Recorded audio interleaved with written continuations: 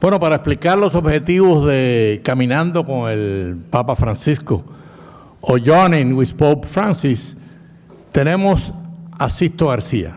He's going to explain the objective of this conference. Sixto García.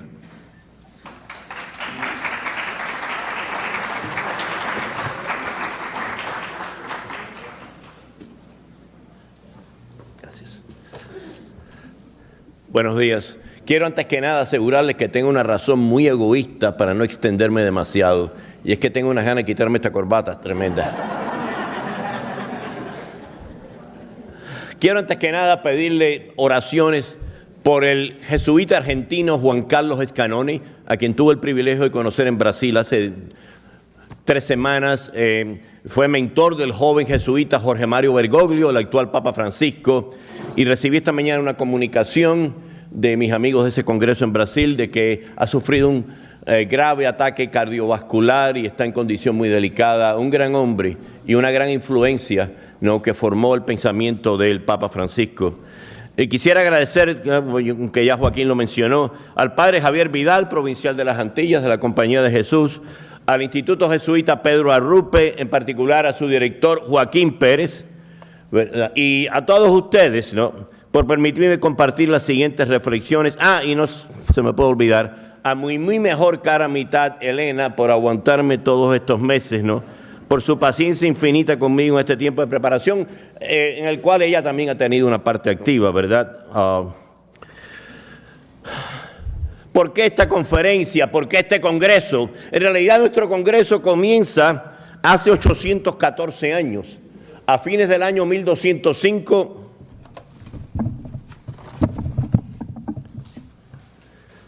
papeles secretos que se supone que nadie vea.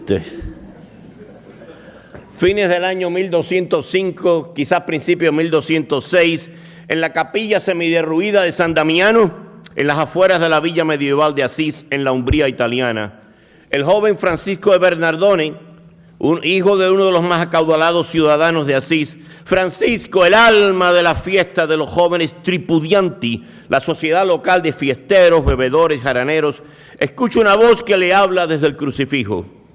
Francisco, ve y restaura mi iglesia, que como ves está en ruinas. Al comienzo el joven interpreta estas palabras como un mandato a reparar físicamente a la iglesia. Luego discierne que su vocación de restaurador y reformador se extiende a la iglesia universal, se extiende a la iglesia como comunidad. Y punto clave, es poco después de esta experiencia, más o menos en los días en torno a ella, cabalgando en las afueras de Asís, cuando, según nos dicen Tomás de Celano y San Buenaventura, sus primeros biógrafos, se encuentra con un leproso, se baja de su cabalgadura, le besa la mano y lo abraza. Es ahí donde, según nos dicen algunos comentaristas, la misión de reforma de la iglesia de San Francisco de Asís tuvo su comienzo, besando un leproso. Y es ahí, besando un leproso, cuando mutatis mutandis empieza la historia de esta conferencia. Viajemos 808 años hacia el futuro. Junio 10 del año 2013, escasamente menos de 3 meses después de su elección a la silla de Pedro, Jorge Mario Bergoglio, ahora Papa Francisco, recibe una delegación de la CLAR, Confederación Latinoamericana de Religiosos, en el Vaticano, y les dice, y cito, los pobres son el Evangelio. En este clamor, Francisco define los lindes, los límites, el contorno de su teología, de su espiritualidad, de su magisterio. Y por supuesto, sin anticiparlo, nos da la razón y establece los límites y el redondear de esta conferencia. Aquí tenemos algo mucho más sustancial y seminal que un simple pensamiento piadoso, inspirado por ciertos textos de los evangelios, o una exhortación a practicar las obras corporales o espirituales de misericordia. Se trata del corazón palpitante del magisterio de Francisco. Tiene una definición heurística sin la cual es imposible distinguir o discernir los caminos peregrinos del pensamiento de nuestro Papa. Quizás una prueba fehaciente del arriba aducido son las palabras del pontífice en la homilía de la misa celebrada el 8 de julio del año 2013, su primera visita oficial fuera del Vaticano, en la isla de Lampedusa, centro de proceso de los migrantes que arriesgan sus vidas cruzando el Mediterráneo desde las costas de Noráfrica hacia Italia. y dice, y cito, la globalización de la indiferencia nos ha robado la capacidad de llorar. Y sigue con la pregunta angustiosa, Caín, ¿dónde está tu hermano? Generalizada después en su reflexión en el campo de exterminio de Auschwitz, Adán, ¿dónde estás? Llorar por los que sufren, la compasión y justicia hacia los pobres, hambrientos, humillados, descartados. Estas palabras desafían una simple clasificación como obras piadosas. Son todo un modo de vivir el Evangelio, más todavía, son el único modo de ser cristiano. Podemos añadir una tercera cita como simetría final de estos comentarios iniciales de nuestra conferencia. Cito la exhortación apostólica Gaudete et Exsultate sobre la santidad en el mundo de hoy. Y cito, Dios siempre es novedad. Él va siempre más allá de nuestros esquemas y no le teme a las periferias. Él mismo se hizo periferia. Y cita del famoso himno cristológico de Filipenses, capítulo 2, versículos 6 a 8, y de la conocida frase del prólogo del Evangelio de San Juan, capítulo 1, versículo 14, kaijologo sarx egeneto en griego, y el verbo se hizo humanidad vulnerable. Por eso, si nos atrevemos a llegar a las periferias, allí lo encontraremos, añade Francisco. Él ya está ahí. Cierro la cita. Las periferias cuyos ciudadanos privilegiados son las víctimas de la historia. Quiero citar aquí al jesuita Benjamín González Vuelta. Cito, el paso por las periferias existenciales que atravesamos en diferentes momentos de la vida o en la que nos instalamos en solidaridad con los que las habitan, nos puede convertir en testigos de que Dios se encuentra ahí cercano, rehaciendo la vida con una ternura infinita. Cierro la cita. Las periferias, sin embargo, son espacios privilegiados de la Pascua de Jesús. Citando de nuevo a González Vuelta, cito, el dinamismo de la resurrección es el sustrato más hondo de nuestra vida cuando vigilamos y cuando dormimos. Con vuestro permiso me quito los espejuelos. Gracias. Puedo ver mejor. Francisco mismo no ha sido ajeno en su misión pastoral a las periferias. Cuando fue nombrado arzobispo de Buenos Aires en 1998, había en la arquidiócesis 10 curas villeros o sacerdotes villeros, designados explícitamente para trabajar en los barrios más pobres y socialmente abandonados de Buenos Aires. Cuando es electo a la silla de Pedro en el año 2013, había 22. Nuestra conferencia tiene, por un lado, múltiples objetivos, entre ellos la prehistoria de Francisco, de su formación, la influencia de la mística ignaciana en su mente y corazón, de la cual nos va a hablar el padre Thomas Massaro, su situación dentro de la historia y el desarrollo de la teología en Latinoamérica, y más específicamente de la Iglesia latinoamericana, su exégesis del espíritu y los documentos del Concilio Vaticano II, particularmente de la Constitución Gaudium et Spes sobre la Iglesia en el mundo actual, y aquellos temas que surgen como chispas de una llama ardiente de su proyecto de renovación y reforma, a saber, la cuestión de la recepción del concilio, su visión transformante y renovadora de una iglesia sinodal que sitúa al pueblo de Dios y no solamente a la jerarquía en el centro, el impacto de las nuevas periferias y todas las cuestiones acuciantes que tanto impactan, mueven y hieren el corazón del Papa Bergoglio, de modo especial y central el horror del sufrimiento de los migrantes y refugiados, la tragedia de los abusos sexuales, la situación no resuelta de la función de la mujer en la iglesia, y sin duda la reacción visceralmente adversa a Francisco, en particular, aunque no exclusivamente, dentro de la Iglesia de Estados Unidos. Rechazo por lo demás no insólito. Francisco es un profeta. Y como todo profeta, Francisco sufre los rigores propios de su misión e identidad. Ya la tradición judía, poco antes del nacimiento de Jesús, hacia el siglo II a.C., publica un libro que se conoce después en latín como la Vita Prophetarum, donde narra el martirio de los profetas de Israel. Algunos de ellos quizás semilegendarios, pero ese es el punto clave. Un profeta va a ser perseguido. Pero por otro lado, la conferencia tiene un solo objetivo central, que actúa como elemento heurístico para desglosar los otros objetivos derivados. Este objetivo es la reflexión y el estudio de los diferentes modos y formas que asume el compromiso del Papa Francisco con el Evangelio. Un compromiso de reforma radical de la Iglesia, en verdad de una reforma como la que intentó su epónimo Francisco de Asís. Y los pobres, los ciudadanos de las periferias, son el Evangelio.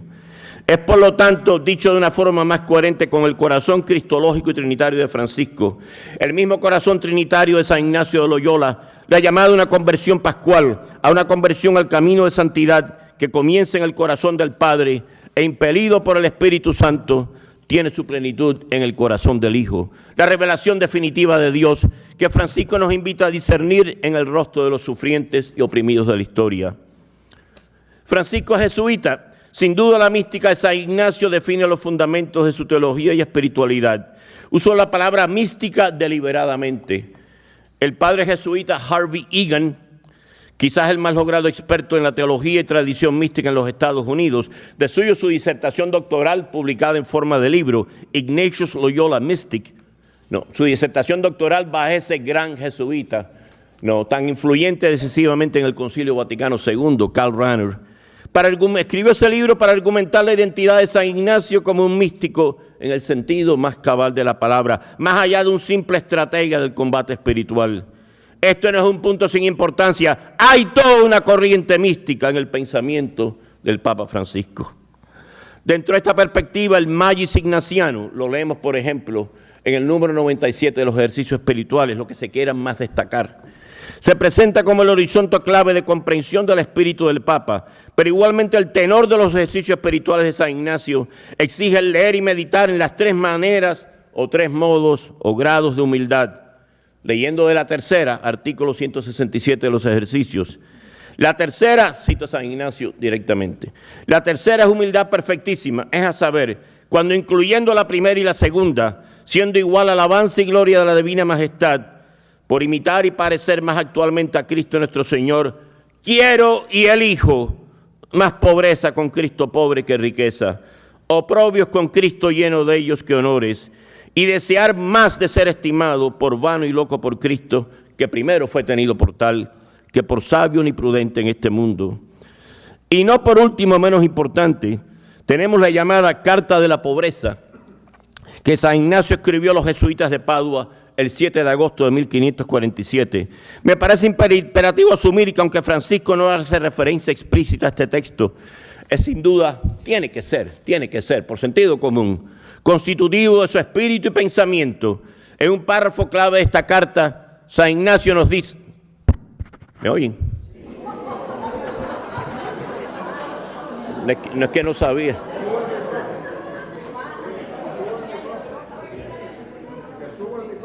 No es que parece como el arzobispo se le estaba yendo el micrófono, no sabía si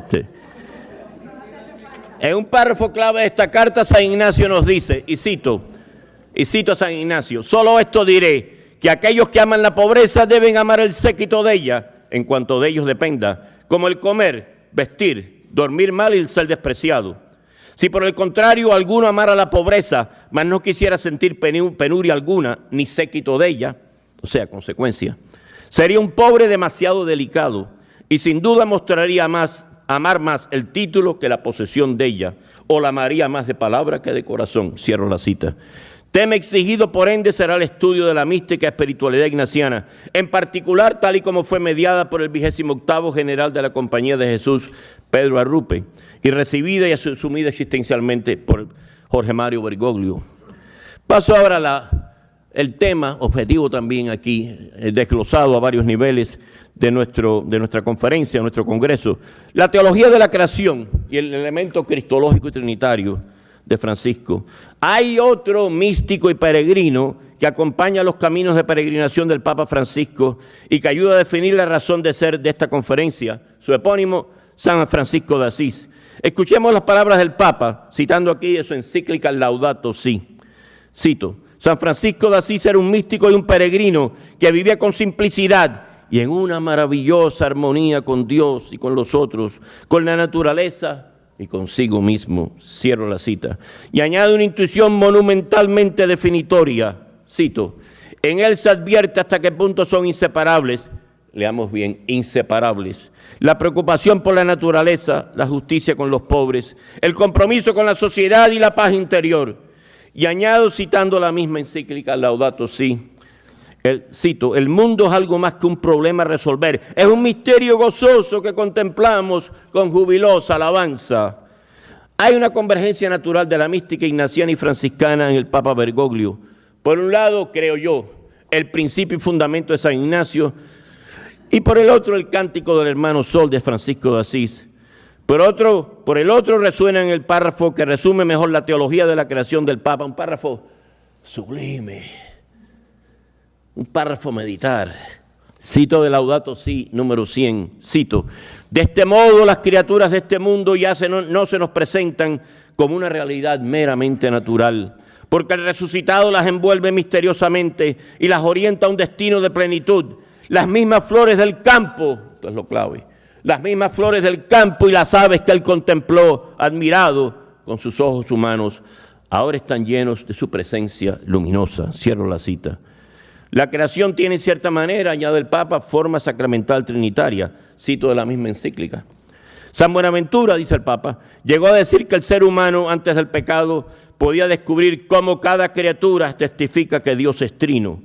El reflejo de la Trinidad se podía reconocer en la naturaleza cuando ni ese libro era oscuro para el hombre, ni el ojo del hombre se había enturbiado. El santo franciscano, añade Francisco, nos enseña que todas las criaturas llevan en sí una estructura propiamente trinitaria. Cierro la cita. Creación, Jesucristo, Trinidad. Las periferias, los territorios poblados por aquellos que todavía cuelgan de sus cruces. Los marginados y los humillados forman el sitio privilegiado para el encuentro con Jesucristo. Al fin y al cabo, recordemos y repitamos lo antes citado por Francisco. Dios mismo se hizo periferia. Dios mismo se hizo periferia. En sus raíces latinoamericanas, podemos decir, para Francisco la pobreza no es una meta en sí misma, es más bien el modo de abrazar a aquellos a quienes Jesús ofreció su amor preferencial. Esto tiene sus raíces históricas en el devenir de los pueblos de América Latina. Francisco tiene sus raíces existenciales e intelectuales inextricablemente entrelazadas con la historia del subcontinente latinoamericano y más específicamente con la historia y las opciones de la Iglesia en este ámbito. Los devenires y vicisitudes políticas y sociales en Latinoamérica y la misión y compromiso de la Iglesia en la misma están, por imperativo vocacional histórico, íntimamente unidos.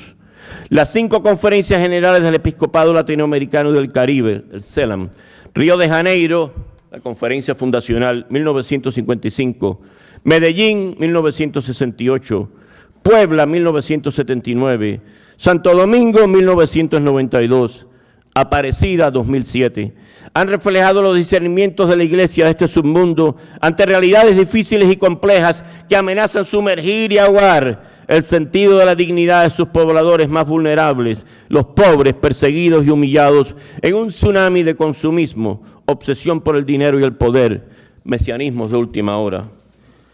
El documento final de la conferencia de Aparecida, de ahora en adelante me referiré a él sencillamente como Aparecida, está histórica y teológicamente vinculado al Papa Bergoglio de modo ineludible. Han dicho muchos, entre ellos uno de los obispos concelebrantes, el obispo Castillo, lo ha dicho aquí en Manresa, ¿verdad?, que es imposible acceder a las definiciones más claras de la mente, el espíritu y el corazón del Papa Francisco sin conocer el documento de Aparecida, que es este que tengo en la mano aquí. Clave, porque hay una coherencia de 1 a 1 entre este documento y su exhortación apostólica Evangelii Gaudium.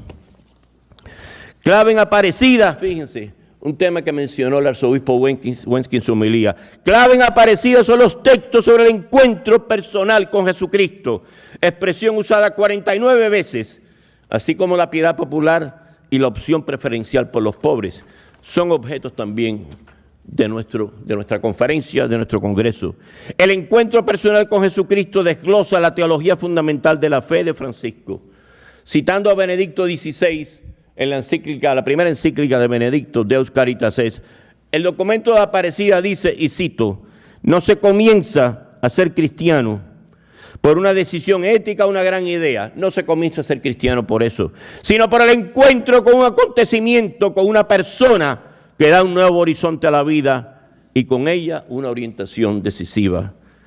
Aparecida nos habla de la piedad popular como un locus, un sitio preferido para el encuentro con Jesucristo. Repito, esta expresión, encuentro personal con Jesucristo, aparece 49 veces en el documento de Aparecida. Citando la exhortación Evangelii Nunciandi, del Papa San Pablo VI, Bergoglio y los obispos de Aparecida nos dicen que la piedad popular, cito, refleja una sed de Dios que solamente los pobres y sencillos pueden conocer. Aparecida añade, incluyo aquí también citas de Evangelii Nunciandi y Evangelii Gaudium, y cito, Cristo mismo se hace peregrino y camina resucitado entre los pobres. La decisión de partir hacia el santuario ya es una confesión de fe.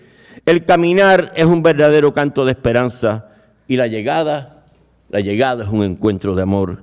El amor se detiene, contempla el misterio, lo disfruta en silencio. También se conmueve derramando toda la carga de su dolor y de sus sueños.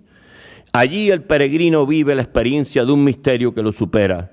La piedad popular es espiritualidad popular o mística popular. Se trata de una verdadera espiritualidad encarnada de nuevo en la cultura de los sencillos. Cierro la cita.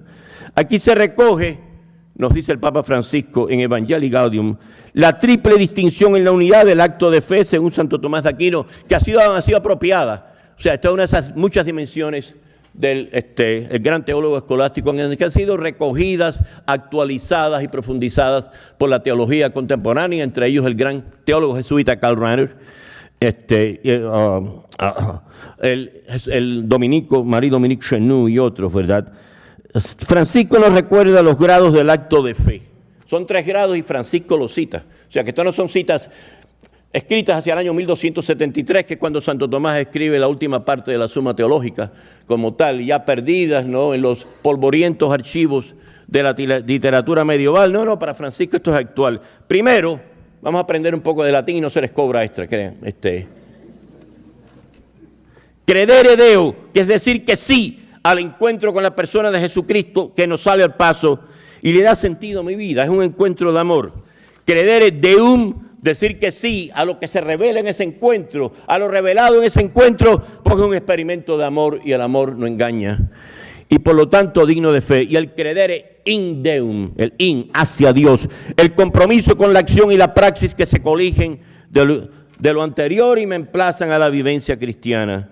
Apelando de nuevo a Aparecida, nos dice Evangelii Gaudium, es una manera legítima de vivir la fe, un modo de sentirse parte de la iglesia y una forma de ser misioneros, ¿no? Cosa que en Evangelii Gaudium nos recuerda el Papa Bergoglio en el número 120, ¿no? O sea, no somos discípulos y misioneros, somos discípulos misioneros. Por razón del bautismo somos constituidos en misión, ¿no? Y el arzobispo Wensky aludió indirectamente a esto en su homilía.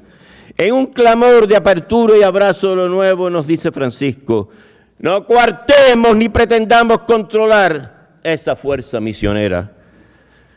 Aparecida encuentra igualmente eco en Evangelii Gaudium cuando habla de la opción preferencial por los pobres. Este tema había sido proclamado enfática y firmemente por Juan Pablo II en su discurso inaugural de la Conferencia del CELAM en Puebla, en enero 28 de 1979, e incluido privilegiadamente en el documento final de Puebla. Juan Pablo II lo asume de nuevo en su encíclica Sollicitudo Dei Sociales. ¿No? O sea, recordemos algunos textos, citando aquí de Aparecida, sobre este tema, y esto es clave. O sea, esto es clave, quizás uno de los puntos centrales de lo que yo quiero compartir con ustedes y de lo que se trata la mente y el espíritu del corazón de Francisco. En el reconocimiento de esta presencia y cercanía, estoy citando Aparecida, y en la defensa de los derechos de los excluidos, se juega la fidelidad de la Iglesia a Jesucristo. En esa cercanía, ¿no?, y defensa de los derechos de los excluidos, se juega nuestra fe, lo que está en juego es nuestra fe. Y sigue, el encuentro con Jesucristo en los pobres es una dimensión constitutiva de nuestra fe en Jesucristo. No es una opción, no es algo que se pueda añadir o quitar caprichosamente, es constitutiva. Si no aparece, si no está definida, la fe en Jesucristo es una fe mutilada e incompleta. Cito de nuevo Aparecida, los rostros sufrientes de los pobres son rostros sufrientes de Cristo. No, citando a Mateo 25:40, ¿verdad?, y apelando también a Juan Pablo II. Cuanto lo hicieron con uno de mis hermanos más pequeños, conmigo lo hicieron. Esto, dice Aparecida, citando al Papa Juan Pablo, ilumina el misterio de Cristo. En Francisco hay una cristología y una eclesiología. Y nuestra conferencia pone los ojos en la cristología de Francisco. Jesús en sus misterios es la fuente misma de la santidad. es la vivencia plena de los misterios de su vida, es en la vivencia plena de los misterios de su vida que nos hacemos santos. Así lo dice claramente en su exhortación apostólica Gaudete et Exsultate sobre la santidad en el mundo de hoy. No, hay todo un cristocentrismo por lo demás en su teología de la creación, como lo hemos visto en Laudato Si número 100, que he citado arriba, y lo resumo de nuevo: las mismas flores del campo y las aves que él contempló admirado con sus ojos humanos, ahora están llenas de su presencia luminosa. Ya no son solamente, en cierta manera, desde un punto de vista confinado, natural, aves y flores, sino aves y flores que participan de la renovación y de la redención de la resurrección de Jesucristo, ¿no? En su resurrección, Jesucristo es la nueva humanidad, la nueva historia, la nueva creación. Y añade Francisco, citando a Evangelii Gaudium: puestos ante él con el corazón abierto, dejando que él, Jesucristo, nos contemple, reconocemos esa mirada de amor que descubrió Natanael el día que Jesús se hizo presente y le dijo: cuando estabas debajo de la higuera te vi. Y añade Francisco: qué dulce es estar frente a un crucifijo o de rodillas delante del Santísimo y simplemente ser ante sus ojos. Cierro la cita. Quiero repetir esta última parte: simplemente ser, no ser esto o aquello, simplemente ser ante sus ojos. Este es un papa de profunda mística contemplativa, como San Ignacio lo fue. La cristología de Francisco llama y suscita su eclesiología. El empeño de la reforma de la Iglesia parte necesariamente de una cristología y desemboca en la eclesiología misionera.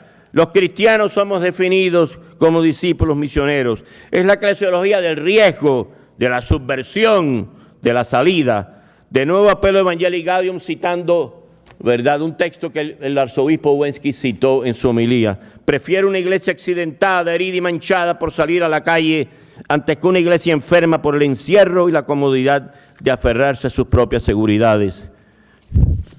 Pero una iglesia que entre en los espacios subversivos de la periferia, donde solamente el grito del profeta puede sacudir sus cimientos osificados,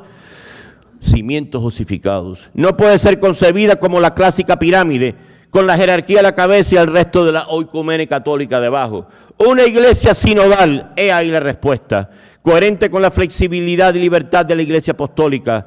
Una iglesia donde los ministerios son suscitados por las necesidades del pueblo de Dios, no donde los mismos son impuestos rígida e inmisericordiamente sobre situaciones que claman acceso eucarístico y justicia social. El 15 de septiembre del año 2018, Francisco promulgó la Constitución Apostólica Episcopalis Communio, proponiendo el modelo sinodal de la Iglesia. Dejando a un lado el modelo piramidal, la apuesta sinodal de la Iglesia, la hemos visto en el reciente y muy profético, y muy realmente ungido sínodo panamazónico. La apuesta sinodal de la Iglesia nos dice que es el pueblo de Dios, cuá pueblo, quien es, con todos sus miembros, corresponsable por las opciones que definen y marcan los caminos de la Iglesia. He aquí otro tema clave de nuestra conferencia. El tema del objetivo de hablar de los fundamentos teológicos de Francisco y su exégesis del Concilio Vaticano II, y repito, Francisco es quizás el más preeminente exégeta, o sea, intérprete, de los textos del concilio, especialmente de una forma muy única, no exclusiva, pero muy única, de la Constitución Pastoral Gaudium et Spes. En 1986, aquí vamos a entrar un poquito de filosofía, pero está bien, ¿verdad? Y de nuevo, no hay costo extra. Creo que hay un flan extra de postre, no sé si me dijeron No me invoquen en eso. Jorge Mario Bergoglio viaja a Frankfurt, en Alemania, al teologado de San Georgen de la Compañía de Jesús, a proceder con su investigación sobre la teología y filosofía de Romano Guardini. Guardini, que vivió de 1885 a 1968, ¿verdad? Fue un teólogo y filósofo importante del periodo anterior al concilio, en el cual influyó en el concilio, aunque indirectamente. Su sucesor, cuando él dimitió de la cátedra de filosofía de la religión en Múnich en 1963, su sucesor fue el gran teólogo jesuita Karl Rahner. Y fue una mente de importancia singular para Bergoglio, Guardini, nombrado en 1923 profesor de la cátedra de filosofía de la religión en Berlín. Cátedra de la Filosofía de la Religión en Berlín, el primer académico católico en la muy protestante universidad de la capital alemana. profesor de cualquier cosa, primer católico. Guardini fascina a Bergoglio con su filosofía de los contrastes, o si se quiere, de los opuestos. Guardini publica un libro con ese título, Die Gegensatz, los opuestos. No. Dicho de una forma simple, Guardini plantea que las realidades históricas de índole opuesta no se cancelan mutuamente en una síntesis, o sea, el proceso atribuido, correcta e incorrectamente, a Georg Wilhelm Friedrich Hegel, opuestos que se cancelan en la síntesis. Más bien los opuestos se unen en síntesis asimétrica, donde uno de los cuales predomina sin abolir al otro. Para hacerlo más concreto, me remito a la exhortación Evangelii Gaudium, donde el Papa Francisco nos propone 4 síntesis de opuestos asimétricos. El tiempo es superior al espacio, dice él. ¿Por qué? Porque es en el tiempo que ocurren. ¿Qué cosa ocurre en el tiempo? Eventos de salvación, la historia de la salvación. Los espacios no pueden confinar, ¿verdad? La unidad prevalece sobre el conflicto, no lo anula, no lo anula. Es más, prevalece sobre el conflicto porque es una unidad simétrica, donde la verdad se impone. La realidad es más importante que la idea, porque la realidad siempre está cuestionando la idea, invitándola a autotrascenderse a sí misma. El todo es superior a la parte. O sea, mirar las cosas de conjunto. Ese es un punto clave del magisterio de Francisco, tener una visión de conjunto de las cosas, no solo en la acción pastoral, también en la reflexión teológica. El tiempo no cancela el espacio, la unidad no cancela el conflicto, la realidad no cancela la idea, el todo no cancela la parte. El pensamiento del filósofo e historiador uruguayo Alberto Metol Ferré, que vivió de 1929 al 2009, en su crítica de la modernidad y sus reflexiones sobre el Concilio Vaticano II, argumenta de forma parecida, refiriéndose a la tensión entre el iluminismo, el siglo de las luces, y la modernidad católica, entre el contraste entre el sacerdocio católico y el ministerio protestante. Metol Ferré dice, y cito, el Vaticano II, el nuevo Pentecostés de la Iglesia después de la Reforma Protestante y del siglo de las luces, asume y trasciende ambas en las constituciones Lumen Gentium y Gaudium et Spes, porque redescubre en sí mismo las legítimas demandas de la Reforma Protestante y la secularidad legítima del siglo de las luces. O sea, ¿qué demanda legítima en este caso en particular? O sea, para Lutero existía el sacerdocio común de todos los bautizados, ¿no? Y después de un proceso de evolución no llega a rechazar o no reconocer el sacerdocio sacramental. Bueno, la Constitución Lumen Gentium reconoce el sacerdocio sacramental, pero reconoce también el sacerdocio universal de los fieles por el bautismo. O sea, vemos aquí parte de esas influencias que se definen en Bergoglio por esa apertura a la síntesis, esa apertura a escuchar todos los lados, no, de un problema, de un debate. Lo anterior define el fundamento de la misión de Francisco como exégeta del Concilio Vaticano II, más específicamente, como dije antes, de la Gaudium et Spes, el compromiso del cristiano en y con el mundo, y para texto de particular importancia para Bergoglio, para el Papa Bergoglio, es Gaudium et Spes 43, que nos dice, y cito, se alejan de la verdad quienes, sabiendo que nosotros no tenemos aquí una ciudad permanente, sino que buscamos la futura, piensan que pueden por ello descuidar sus deberes terrestres, sin comprender que ellos por su misma fe están más obligados a cumplirlos, cada uno según la vocación a la que ha sido llamado. La separación entre la fe que profesan y la vida cotidiana de muchos debe ser considerada como uno de los errores más graves de nuestro tiempo. Yo creo que es innecesario decir a todos aquellos que han leído algo de las exhortaciones del Papa Francisco, de sus encíclicas, que han leído sus homilías en Santa Marta y sus alocuciones en otros sitios. Es innecesario decir que este es un tema clave, cercano y definitorio de su corazón. Aquí sentimos el hálito viviente del discipulado misionero, tal y como Francisco lo percibe. El compromiso con la justicia y la misericordia que nos pueden acarrear y de suyo nos acarrean persecuciones, como él dice en la exhortación Gaudete et Exsultate. Eso es lo que define al cristiano. El mundo, y tristemente el mundo de la iglesia, dentro de la iglesia, está lleno de lo que el Papa Bergoglio llama nuevos pelagianos. Sería razón para otro congreso, concilio, explicar lo que son los pelagianos, lo que fueron. Pero no, surge en el siglo V con Pelagio, un monje inglés. Si ustedes les preguntan a los irlandeses le preguntan a los ingleses, ¿verdad? Que leyendo las confesiones de San Agustín, interpretó que San Agustín deprecaba, disminuía la libertad humana, ¿no? Hacía todo depender de la gracia, ¿no? Por lo tanto, se dio a la tarea de reformar el corrupto mundo romano de la época, ¿no? Solamente a base de la fuerza de voluntad. Es complicado, pero es lo que dice Francisco sobre los nuevos pelagianos.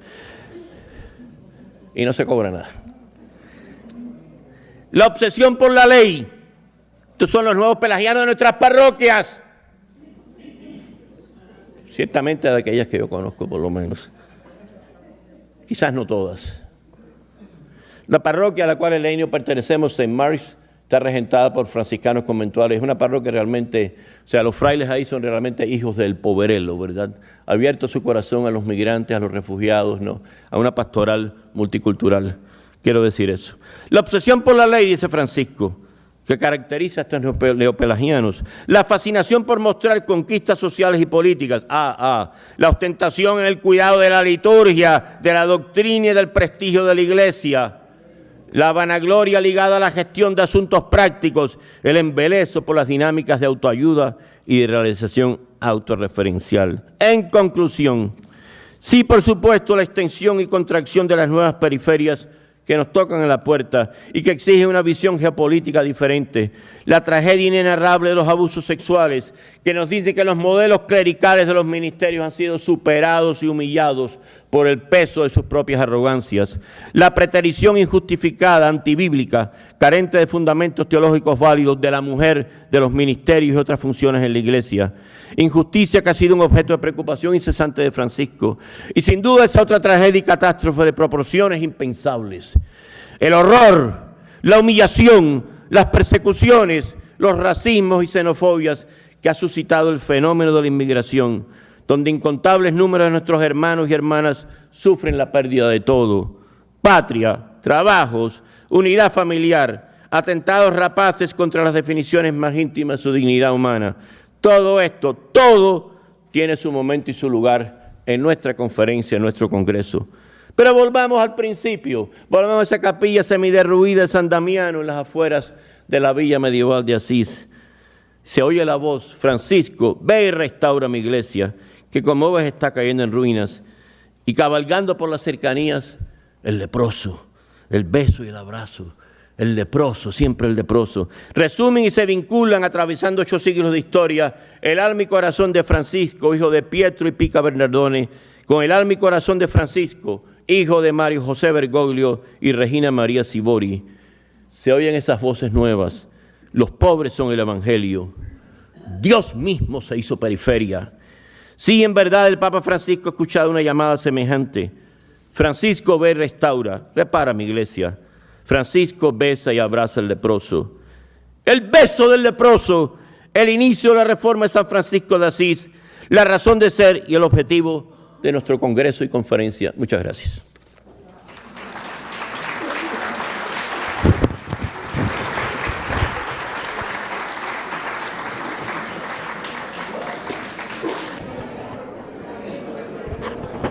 The first 2 questions.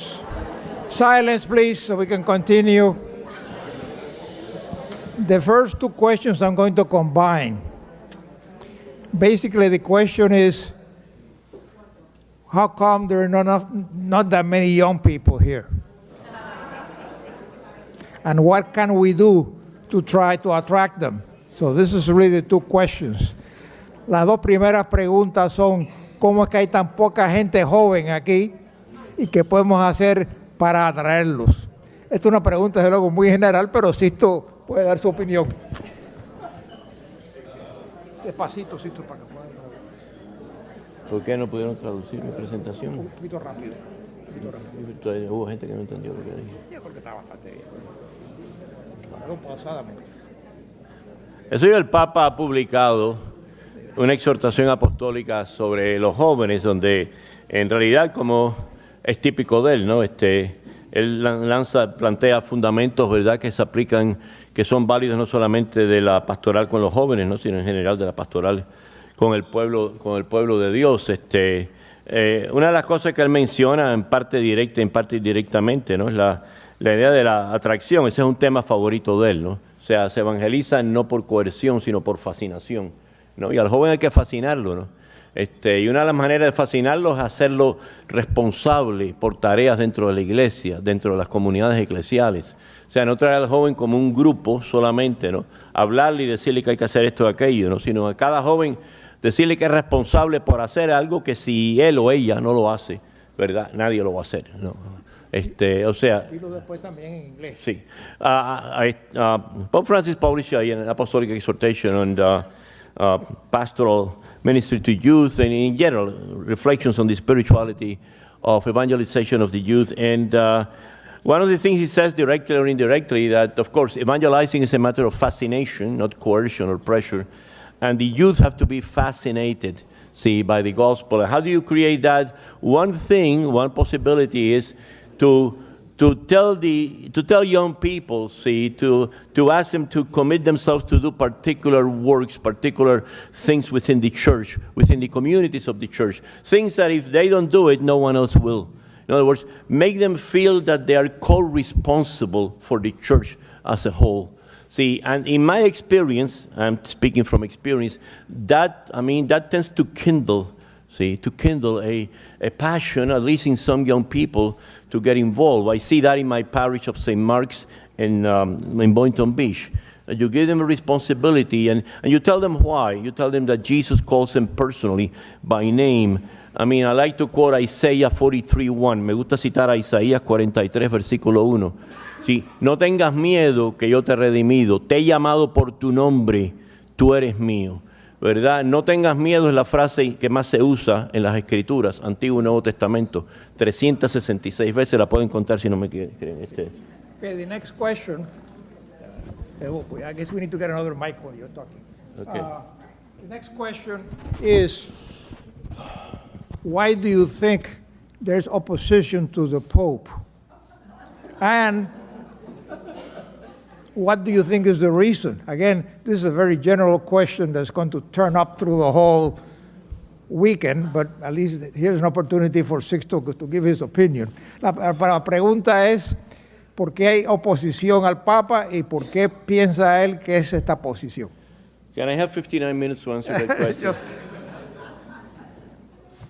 I mentioned that in my sharing with you. Mencioné eso en mi reflexiones con ustedes, ¿verdad? El Papa tiene un espíritu indudablemente profético. Los profetas no son del agrado de todo el mundo, porque llaman a conversión y la conversión puede dolerle a mucha gente. Significa un cambio radical de forma de vida, de compromiso, de definición interior, ¿no? Es aquello de San Pablo en Gálatas 2:20. Ya no soy yo quien vivo, es Cristo quien vive en mí. O sea, la conversión duele, sin duda, ¿no? Los profetas de Israel llamaron a la conversión, los profetas de hoy también. Menciono a Oscar Romero, menciono al jesuita Rutilio Grande, que fue gran amigo de Romero y lo precedió en el martirio por 3 años. O sea, espíritus proféticos que sin duda entusiasman a mucha gente, sobre todo a muchos jóvenes, ¿no? Pero también, ¿no?, irritan, perturban, subvierten, ¿no?, el orden cómodo, ¿no?, en el cual vive mucha gente, ¿no? Y yo creo que en el fondo de todas las formas diversas que hay de oposición al Papa Francisco, ¿no?, está esa, ¿no? Está esa razón, ¿verdad? Está esa razón. Y porque eso se traduce en cambios de quizás formas litúrgicas, formas comunitarias, formas de vivir en comunidad, atención y cuidado y compasión a los pobres, a los que están colgando de sus cruces en la historia, aquellos que vienen a pedirnos. O sea, no limosna de panes que se le tiran a un perro, sino a pedirnos el respeto y la dignidad de ayuda, ¿no?, y de cooperación y de comunión. I believe that basically the main reason is at the heart of it all, conversion is something that the prophets were good at preaching. They called the people of Israel to conversion. The prophets of today, people like Oscar Romero, like his Jesuit friend Rutilio Grande and others, called people to conversion. That cost them a lot, mainly their lives. There was opposition to what they said because conversion hurts. Love hurts. Conversion hurts. And changing our minds radically so we can turn to Jesus Christ and get away from our egocentric patterns, our egocentric options and so on, to devote our lives to the other, especially to those whom Jesus loved preferentially, the poor, the marginalized, the outcast, and so on. Many people don't like to hear that. And then they invent all kinds of excuses. I mean, they won't tell you that, of course. People who oppose Francis won't tell you that. I oppose Francis because, I don't want to be converted. They'll never say that. They'll invent all kinds of excuses, some of them very persuasively sounding, and so on. And so on. But at the heart of all this, if you want to really go at the very heart and foundation, I believe that's the whole thing. Francis is a prophet. He's calling to conversion, a conversion that is not just a conversion to, to say the rosary every day. Nothing against the rosary. I pray it myself every day at night. I usually fall asleep halfway through it, but no, don't get me wrong. I have a strong Marian affiliation since I was a child. And so on. It's just that to reduce the Christian life just to a vertical relationship with God, mediated maybe by devotional practices or by faithful attendance to the liturgy and so on. That is a prostitution of the very definition of Christianity. And Francis has pointed that out, especially if you want to read pretty much where I'm coming from, Article 57 of his apostolic exhortation, Gaudete et Exultate, on the Neo-Pelagians, whom I quoted in my presentation. Okay, Sixto, you're going to like this next one. Can you hear me? Yes. I'm afraid to listen to it, yes. The next one is, don't you think there's a need to form lay persons who are declericalized? Lay persons who are? Declericalized. So not just little clerics, but people who are truly lay people in their vocation. ¿Le contesto en inglés o español? No, los dos. Let me ask the question in Spanish. Bueno, miren, en primer lugar. Espérate, la pregunta en español.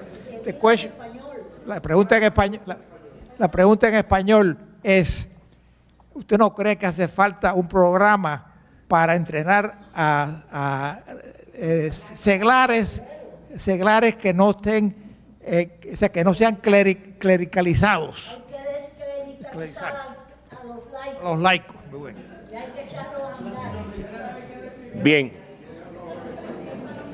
Bien. Creo que todos ustedes tienen la respuesta, ¿no me parece? He leído estudios que han hecho sociólogos de la religión, como el Pew Center y otros aquí en Estados Unidos y en otras partes, ¿no? Que dicen que por lo menos en algunas comunidades, muchas de ellas, ¿no? En muchas parroquias, los peores clericalistas no son los ministros ordenados, los sacerdotes, son los laicos, ¿no? Lo que dice el padre, ¿verdad? O sea, segundo punto que quiero hacer, en el último año y medio, por mi conteo, yo me he tomado el trabajo de contar esto, ¿verdad? Y ciertamente no, estoy seguro que no he contado todos los casos. Año y medio, voy a ponerle 2 años. 2 años. El Papa Francisco ha hablado duramente contra el clericalismo no menos de 5 veces. No menos de 5 veces. ¿Perdón? Bueno, desde Aparecida, sí, cuando era el cardenal Bergoglio y estaba con su grupo de obispos editando el documento, pero cuando estuvo en Chile, ¿verdad? En esa encíclica que ha sido objeto de tanta acrimonia, que para mí es una de las glorias de su pontificado, uno de sus grandes logros, ¿no? Amoris Laetitia, ¿no? Que no hay que preguntarle al magisterio en cada rato, a cada paso, ¿no?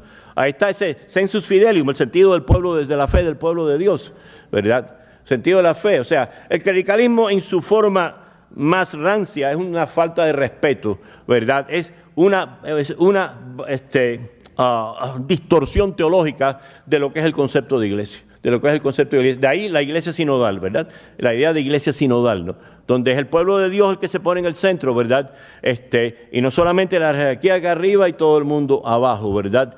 Sumisamente, ¿no? Ahora, el problema es que ha habido una catequesis, ¿no? Y a los 77 años de edad, yo creo que yo he pasado por diferentes épocas de catequesis. Fíjense, 77 años, doble perfección. 7 es el número de perfección en la Biblia, ¿no? 7.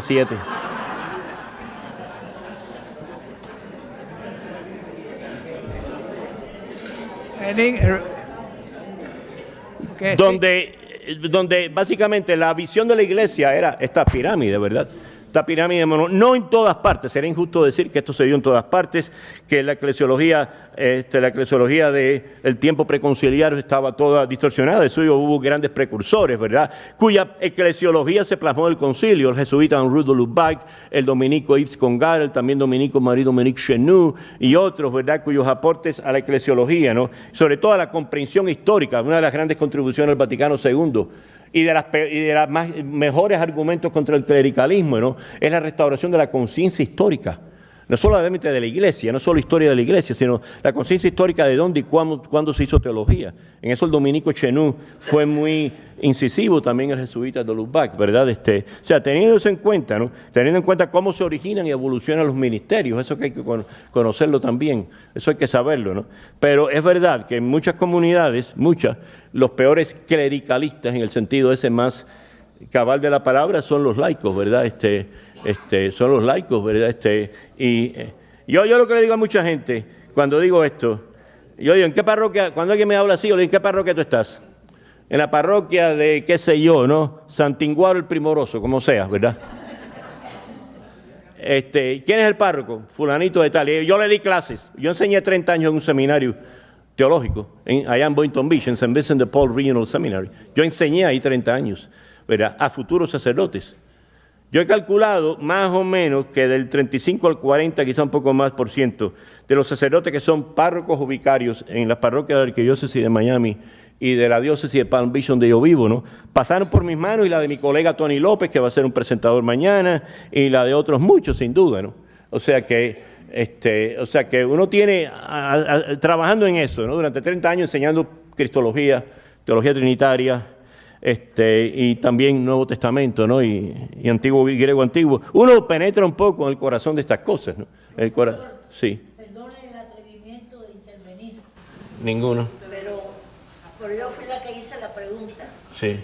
Y una pregunta que a mí me preocupa, porque he leído, por ejemplo, en una reunión que tuvo el Papa Francisco con los obispos de América Latina, le dijo, con las palabras que él suele usar, tan coloquiales, le dijo, los laicos no son sus mandaderos.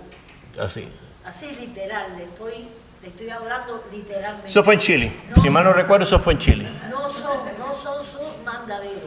Y ahora, con la campaña que le están haciendo a él, con lo de la Amazonía, una de las cosas que el Papa ha querido decir es que le están dando a los laicos, están dando a los laicos un ministerio que luego manejan ellos. Tiene que darle chance al resto de la gente. No, Sí, ya. dilo en inglés.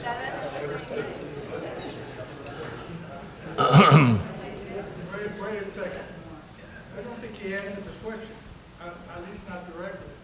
If you abandon clericalism in the laity, you still have to form them for their proper role, according to what Second Vatican said. Do you know, personally, of any program, of any process, in any parish in this diocese that is doing that right now?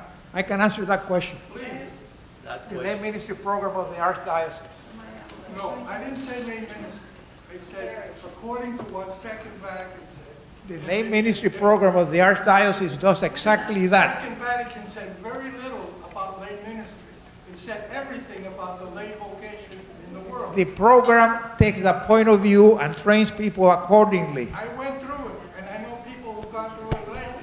Well, I see their curriculum. of course, They're not giving that attention. The program has been going on for many years, and I teach in the program, and clearly when I teach, I make an emphasis of that. But anyway, your point is well taken. See to your answer in English.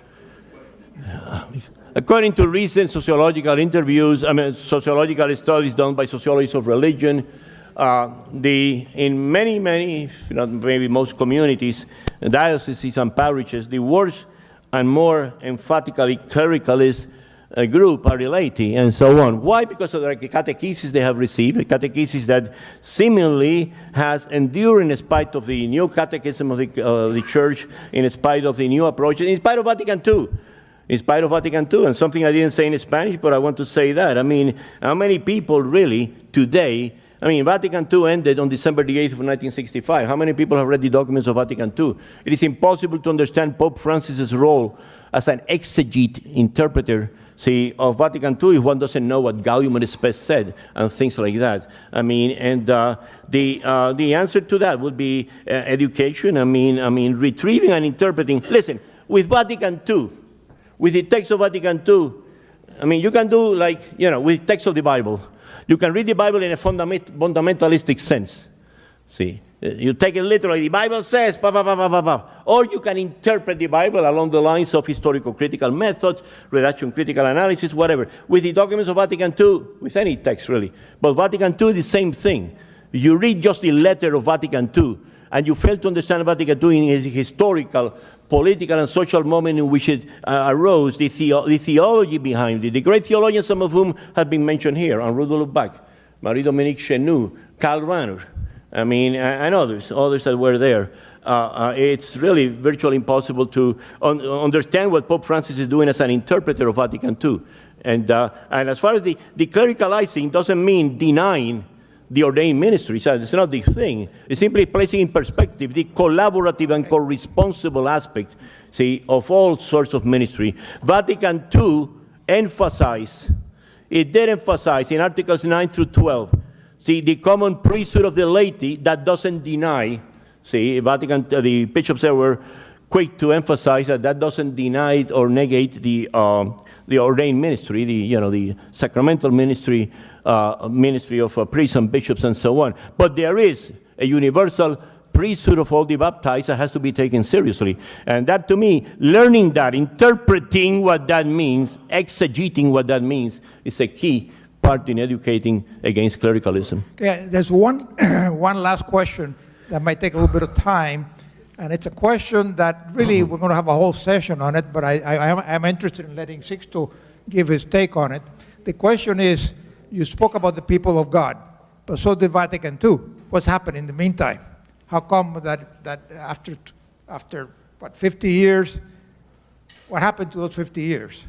So la pregunta es, Sisto ha hablado mucho de la iglesia como pueblo de Dios, y eso desde luego es un tema central de Vaticano II. ¿Cómo que han pasado 50 años y todavía estamos hablando de eso?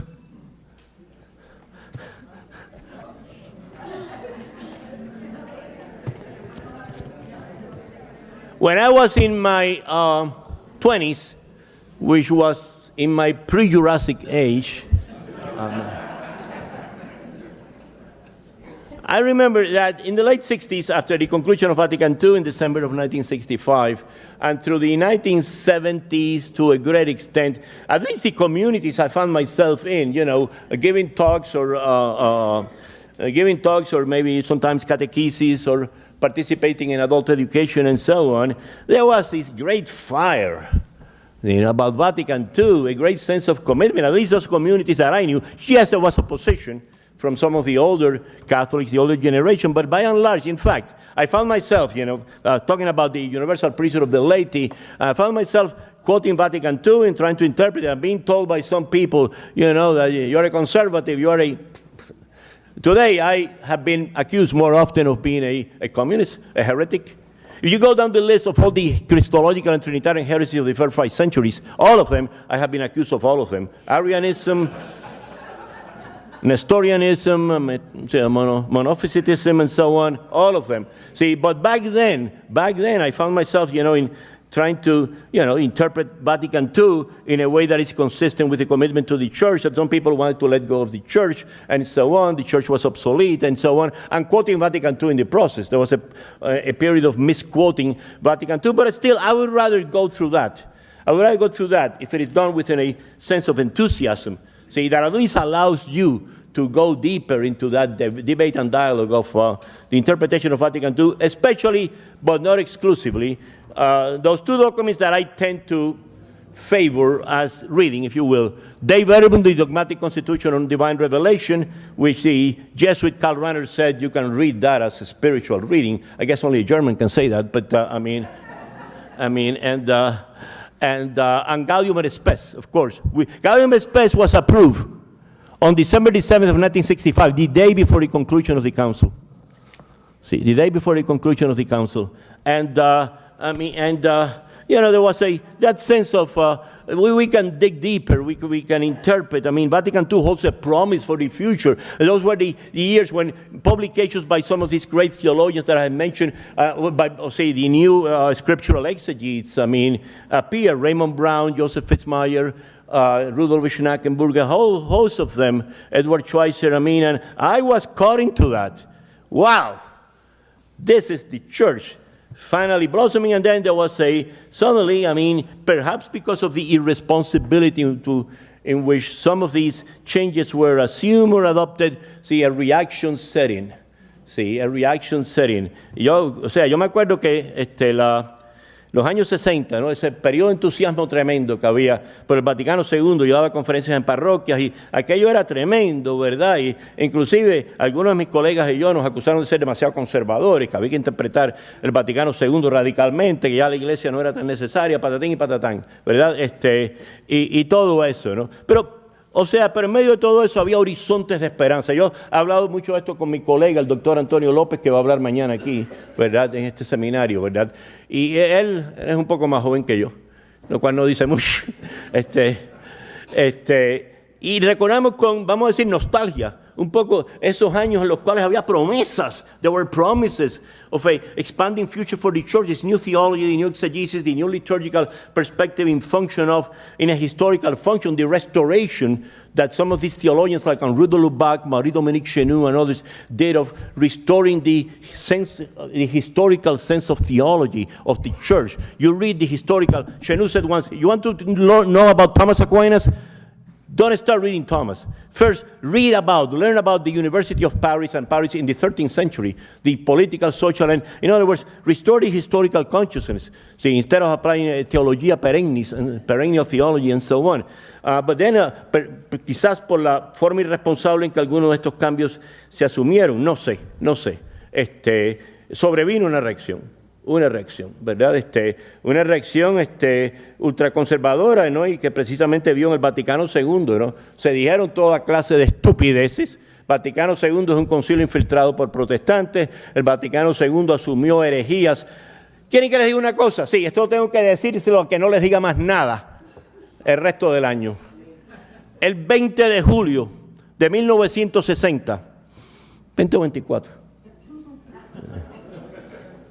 20 o 24, ¿está Elena?